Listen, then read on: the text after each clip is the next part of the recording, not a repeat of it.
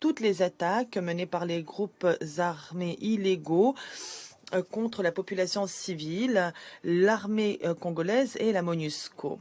Nous condamnons notamment les actions menées par le groupe M23.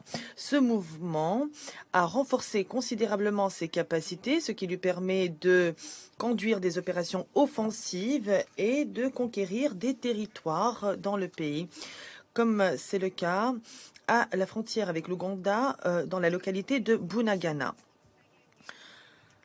Dans cette phase active d'affrontement avec le M23, d'autres groupes armés continuent de terroriser la population locale et de lutter entre eux pour contrôler les gisements de ressources naturelles.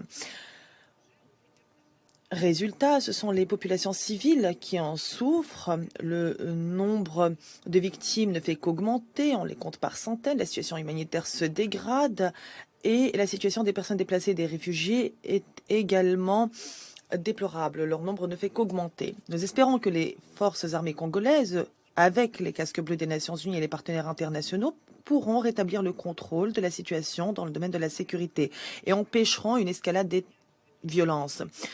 Nous remercions les casques bleus qui s'acquittent de leurs tâches quotidiennement dans une situation extrêmement risquée afin de préserver la paix à l'est de la RDC.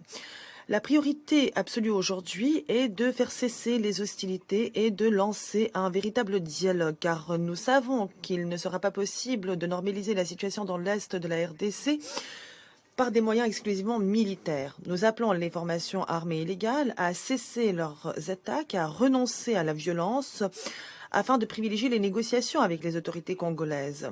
Nous voyons qu'il y a de plus en plus de participants aux consultations du processus de Nairobi et parmi eux de plus en plus de représentants de groupes armés.